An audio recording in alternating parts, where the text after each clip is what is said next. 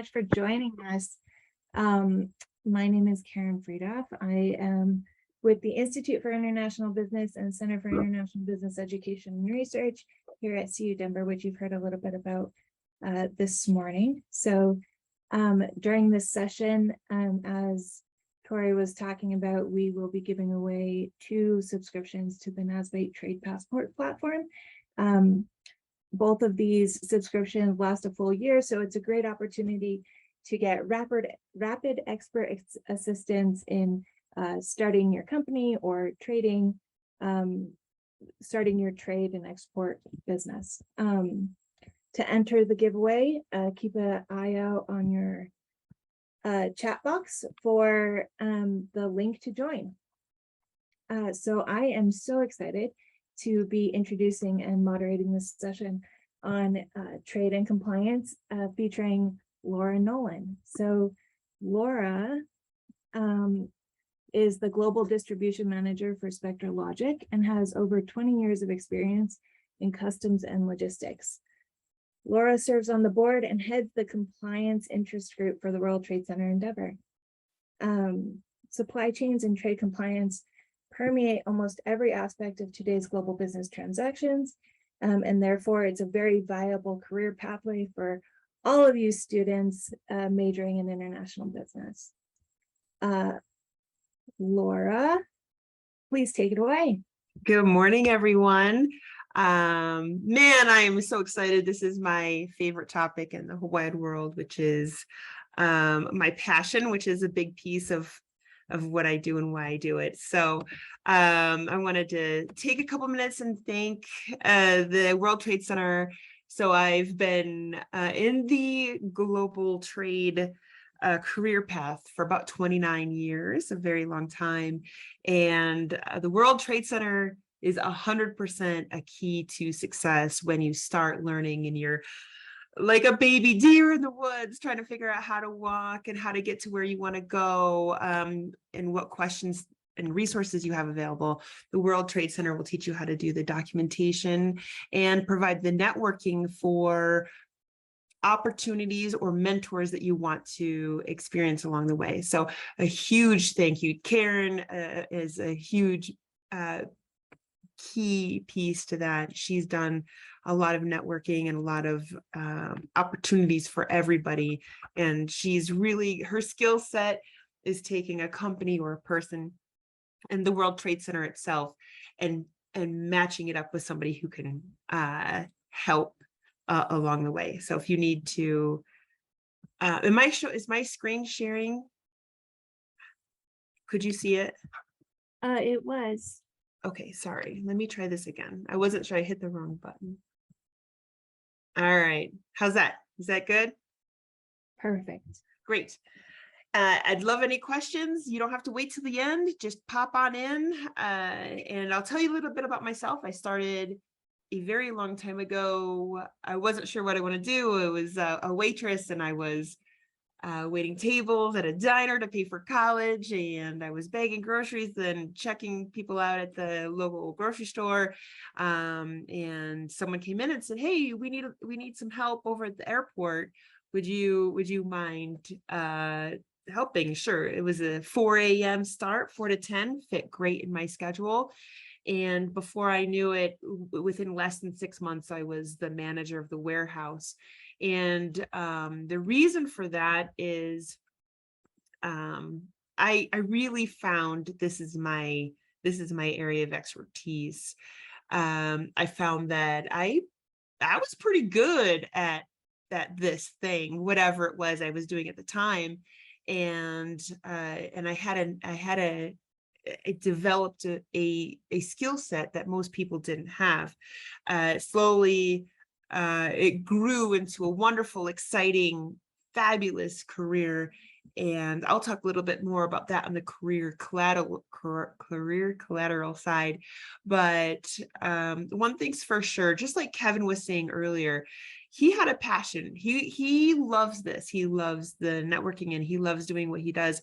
I highly recommend whatever it is. And there's so many different pathways to success. If you love what you do, you truly will find what's right for you. If you're going to work every day and you don't like it, you won't, you probably might be successful, but who wants that kind of success?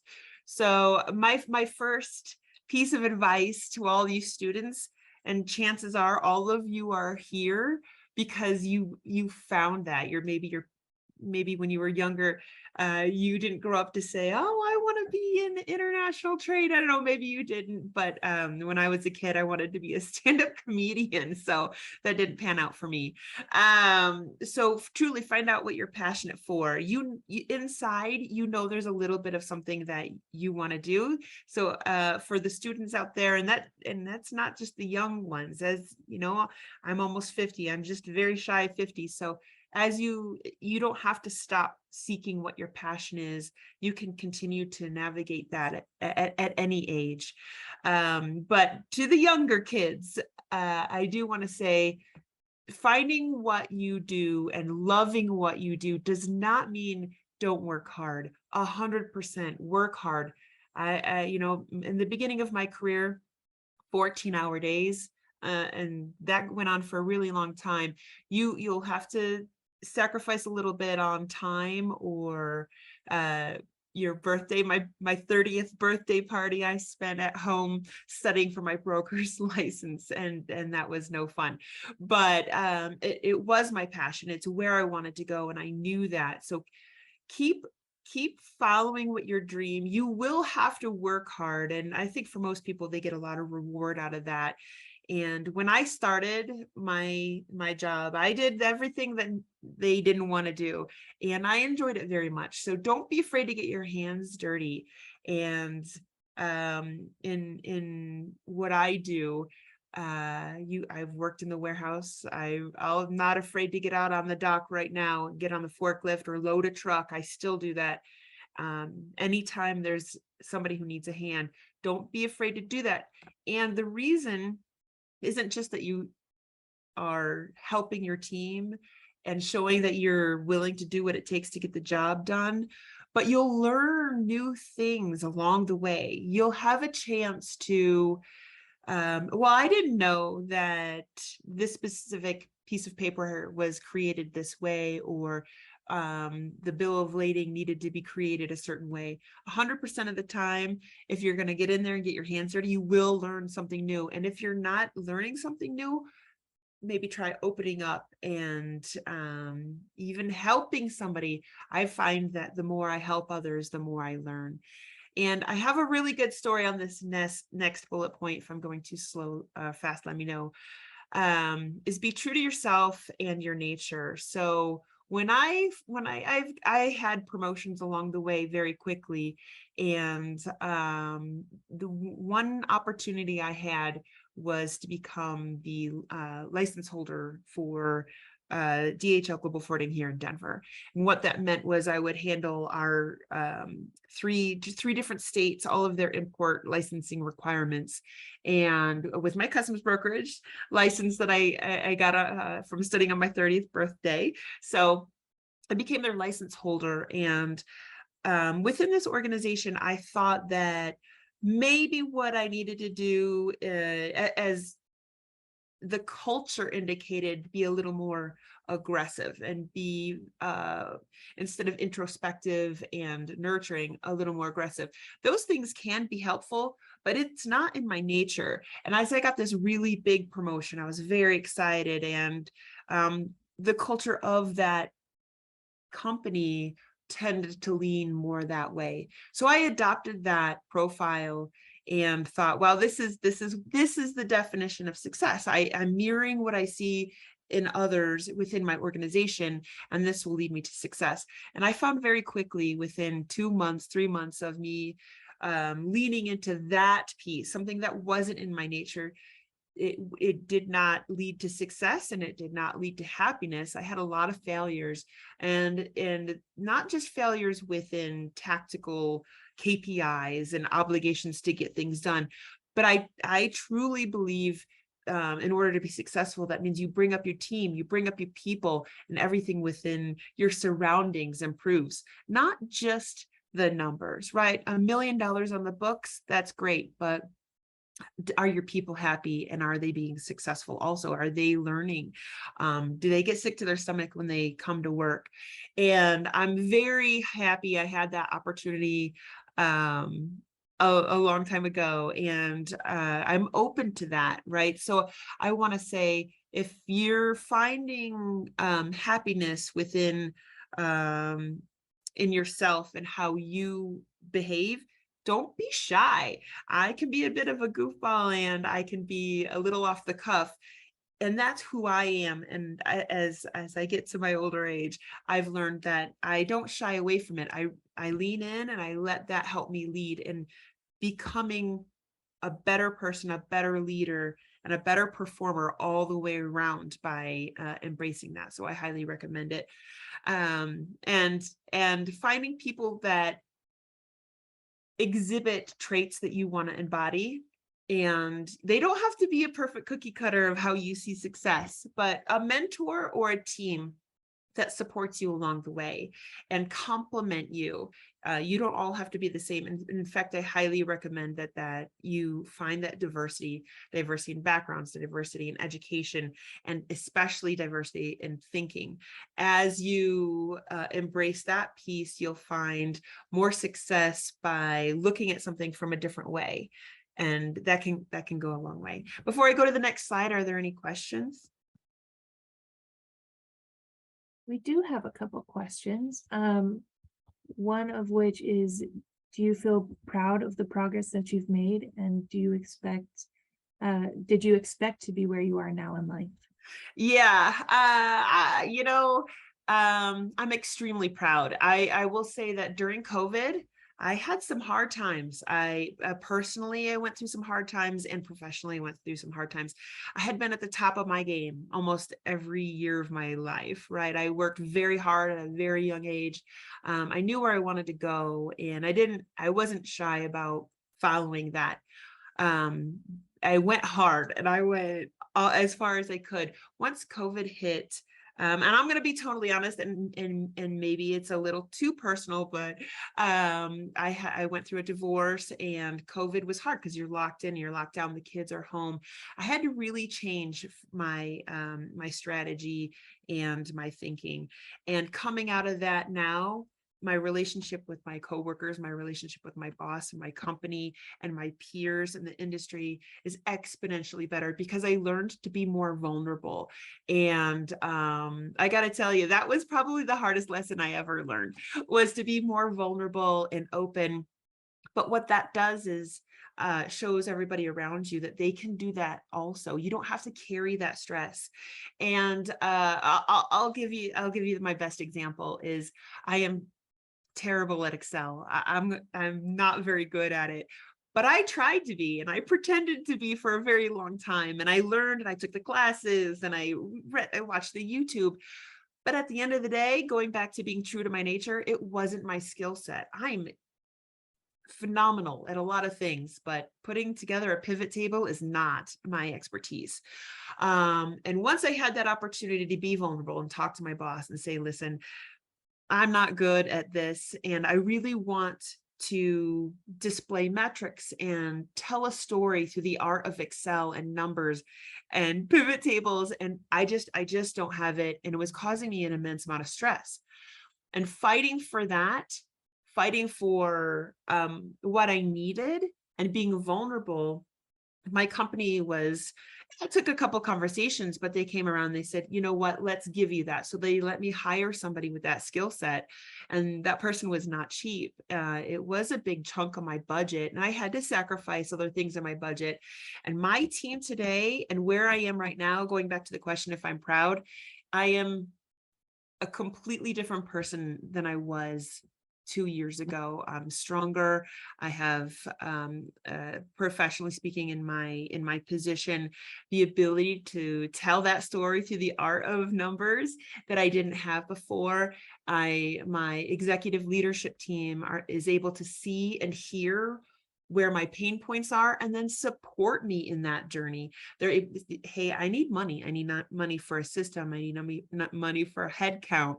I need time to get this task that you've given me done, because I have all of these other things. I could verbally say those things before, but it really matters when you're able to come to the table with the numbers. So yeah, I'm incredibly proud. It was a hard fought, long journey. And I would say that taking the chance to step back and be more vulnerable got me here. And I sleep at night and I'm a lot happier than I was before. So I hope I answered your question. I think you did. That was great. Thank you.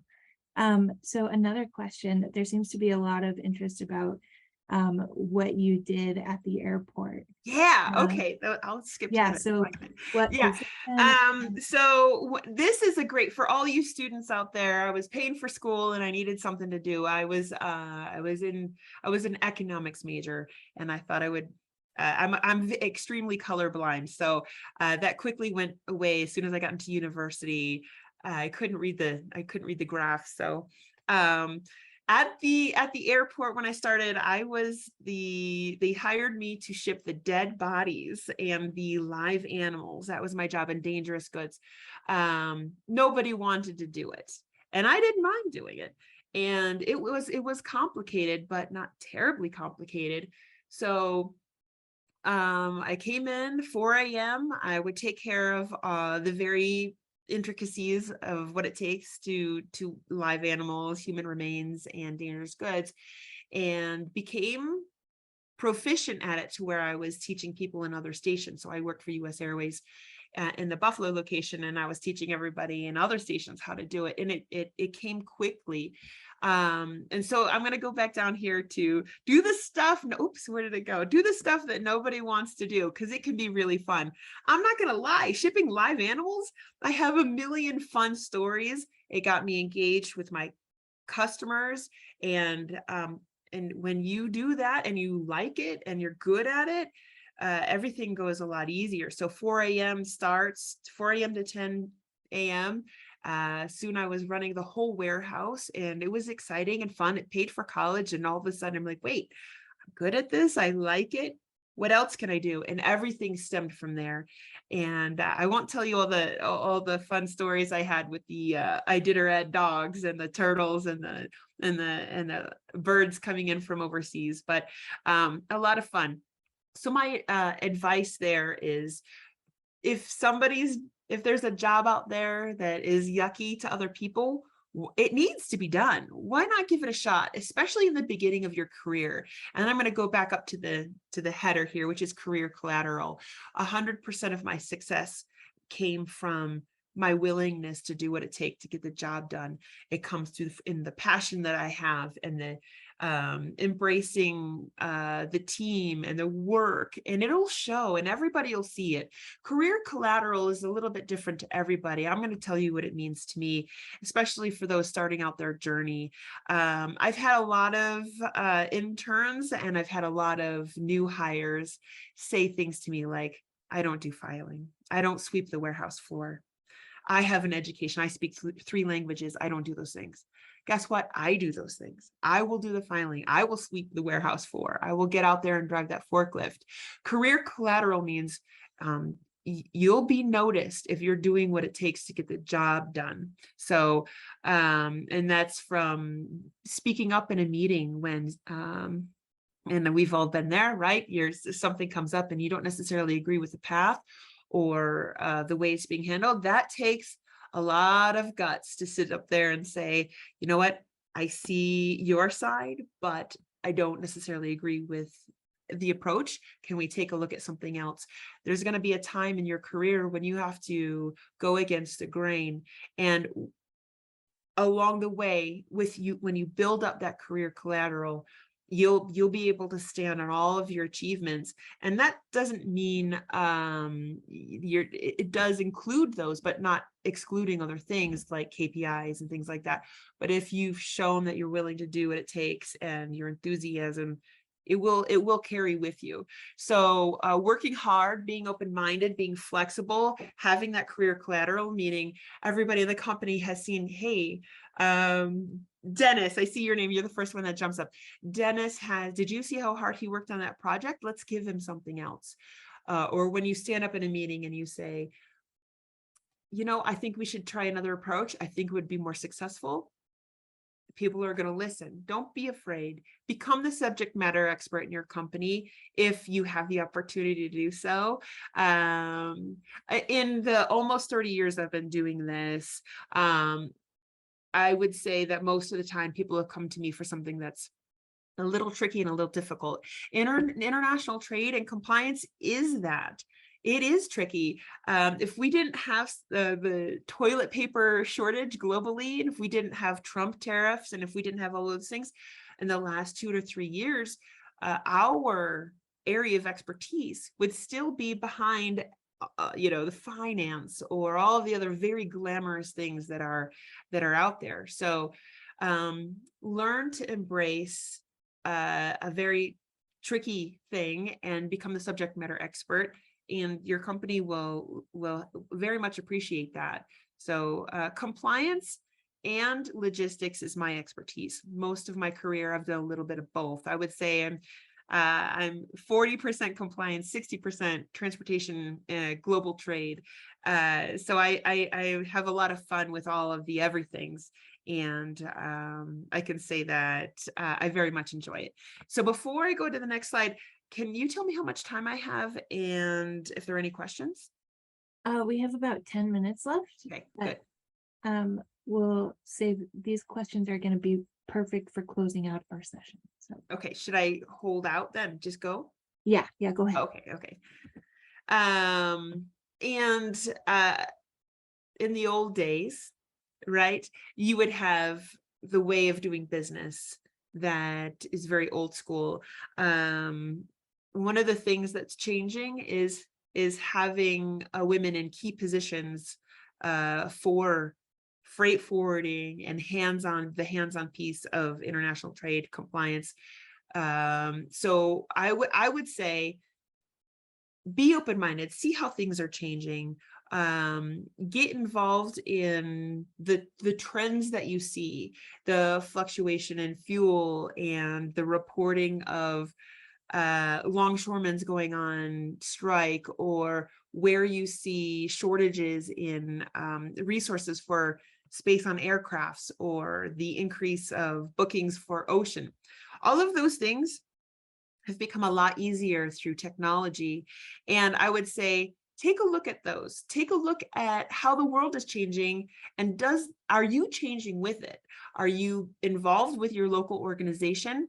I am, specifically with the World Trade Center. I do a lot with them and I love it very much. If you stay siloed and you don't expose yourself to different trends and opportunities, you're going to miss that chance to learn something new. And as we look at the way, so my company's been hit really hard with EDI, and not talking out of school, but EDI is not our expertise. If we had somebody within our organization who was an EDI expert, a lot of problems would be solved without hiring a whole new staff. So take a look at your surroundings, look at trends, how ERPs are changing, whether people are using SAP or they're changing or moving away from that. We use a homegrown solution, which is good for us. Are you an expert in an ERP? At any point along the way, understanding the systems, being able to navigate one helps you navigate another. I would highly recommend being more comfortable with technology. And for me, it is not something I'm very comfortable with. So I've spent a lot of time in the last 10 years really understanding the technology piece. So take a look at trends, take a look at what's around you, and you don't have to go super fancy, and you have to start somewhere. If you look into the future and you see something that's super glamorous, someday I want to be this, you can work towards that, but don't be afraid to try new things and to be open to other experiences, especially when it comes to an ever-changing world. And here we are. I understand we have multiple, like with Germany, Czech Republic, Nigeria, Spain. Everybody's on the call. That could only be possible with doing things through Zoom. And as the world changes, I do business with 73 different countries, and understanding that in the Middle East, things are done slightly different. They have a different calendar than we do. And that's just a small piece. opening up to how people do business. Blockchain is another example of how you can really change the world through innovation. So I'll leave it at that, and I'll go to this last slide. I think the person asked, what did I do when I was working at the airport? I'm going to extrapolate from that and say, hey, how do I start at the beginning level and work my way up? I hope I'm not misinterpreting that statement, but I wanted to give an example of all the different opportunities that are out there. And you don't have to, I always say, I had somebody tell me one day that they wanted to be in the glamorous world of customs brokerage. And I had to laugh because it's not very glamorous. It's hard work and a lot of patience and a lot of learning. So there's tons of opportunities. And one thing that we've had the benefit over the last couple of years is respect from the rest of the world and how your toothpaste hits the counter, how the toilet paper gets from the factory to Walmart. And everywhere along the way, that is a critical function. And there's tons of opportunities to work in the industry from any of those positions. I had a friend of mine, and this is an extreme example, but he was a truck driver right before COVID hit, when we started experiencing that truck driver shortage. And along the way, he wasn't stagnant. He got educated in hazmat material and high value goods and had all the training for a CDL license that he could possibly get. When the truck driver shortage hit, he had a $25,000 sign-on bonus just to move from the company he was at to another company to drive very specific material. Who would have thought that a truck driver could get that kind of opportunities? Well, I did. And anybody who works hands-on in the industry knows that that's a critical piece. I'm now paying triple what I was before for line hauls, because they should have been paid that along the way, if you ask my opinion. So don't be shy. These opportunities, like a dispatcher, someone who's sitting at a desk and coordinating all the trucks and the loads, very complex, very critical, and a necessary piece to supply chain. Why not start there and learn the industry and work your way up to the glamorous position you see somewhere? As an international trade lawyer, I was moving human remains and live animals at the beginning of my career, and a flight coordinator who sits there and manages the load for Lufthansa or British Airways. That is an extremely critical job, and nobody ever thinks of everything along the way that gets there. So I'm always open to questions, but I would say look around. You don't have to focus on just one destination when there are 72 other destinations along the way that you might be a better fit for you. A trade compliance officer is not necessarily for me. It's too heavily focused and siloed. I like the hands-on piece of moving the goods. Something like a trade compliance officer might be good for somebody else. Check that out. If you speak multiple languages, why not become a document translator on the free market, not necessarily assigned to one organization unless it's our specialty, and help lots of other businesses who are creating work instructions, contracts, or even bills of lading, letters of credit. Perhaps they need to be in another language. That's something that you probably never considered that is 100% necessary, and those positions are out there. So you don't have to just look at the top. You don't have to just say, I want to be that professor or that somebody way over there who's in a suit in a building somewhere. I would say along the way, you'll find a lot of happiness and a lot of opportunity if you take a look around and work your way through what is true to your nature, what's good for you, what you're good at. Find what you're good at and do, and you'll love it. And that's going to be a really good career. Don't try to sit and focus on one destination. Be open-minded, is what I would say. And I could talk more about compliance. I could talk about the logistics piece specifically, but I think my expertise is teaching the students how to be inspired by other things, open-mindedness. Thank you, Laura. That was fantastic. So we have these last few questions here that for the next few minutes, I think will be a fantastic close to this great presentation. What is your most proud accomplishment? Like the wow, I really just did that moment. Okay, so I'm gonna go back to what I said earlier. I've been doing this a long time, and I have a lot of good achievements that I am proud of. But what I said earlier is taking that moment to sit back and being more vulnerable and saying, I'm not good at this and I need help. Um, uh, it took me a long time to say that out loud, a long time, years. And I lost a lot of sleep. So I would say my most proud moment, honestly, is being able to ask for help with things and see where I am now 2 years from now. Wow, what an amazing growth and support I've got from my company, just to, instead of hiding and covering and working hard and stressing out on the defects, but learning how to collaborate. So it sounds a little hokey pokey, but I would say my most proud accomplishment is that. Excellent. On a more technical side, what innovations or disruptions in technology do you see in the future of supply chain? Yeah. Uh, as we navigate through, should we ship air? Should we ship ocean? Should we, what kind of resources are available? That's always been a thing. But the last couple of years, the lack of quick movement and the extremely high rates of air, the unpredictability of the global nature, the wars in Ukraine, and COVID has really shined a light on. We, as a company, as an industry, we were single source. We really like these guys. They make things here. Trump tariff comes along and they say, if you're going to import from this country, boom, here's an insane, outrageous tariff for you.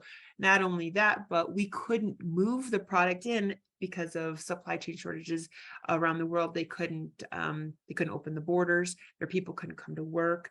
Nothing was being manufactured. So I think, technically speaking, being more flexible and being able to pivot, learning how to do that as companies is, I think, going to be the next challenge, and something that we're conquering today.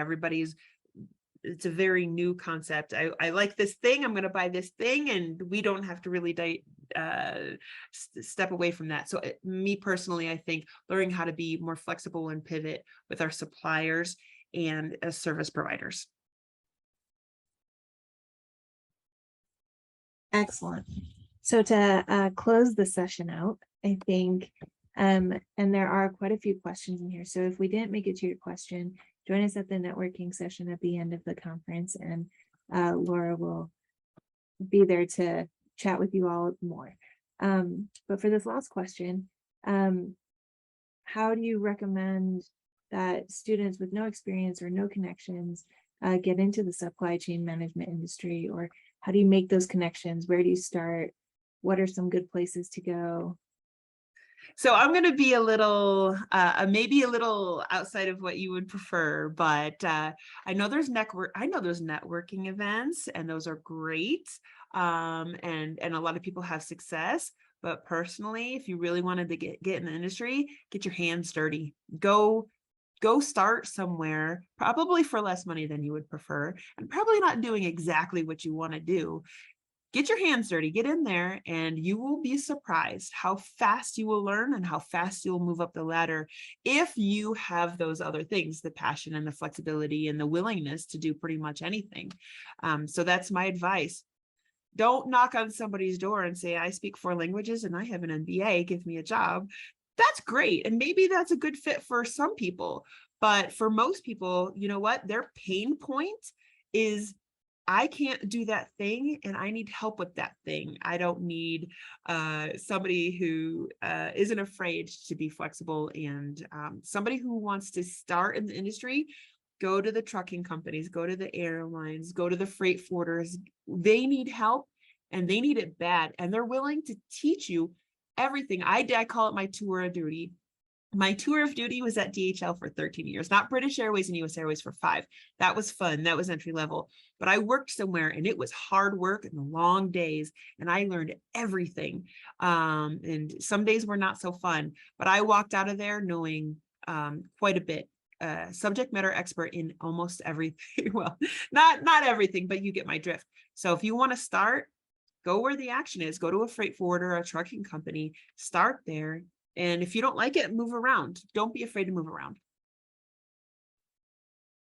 Well, thank you, Laura. That was fantastic, inspiring, and I know there are so many more questions that we weren't able to make it to. So hopefully everybody can join us at the networking session and talk to you more there. So now I just want to remind everybody to sign up for the trade passport giveaway in the chat box if you haven't already. There's a link in the chat box. And then also we're going on a short break, but stick around to join us for our next speaker on climate change and business at 11 sharp. Thank you, Laura. Have a Thank great you. day. Yes, you too. Thanks, everyone.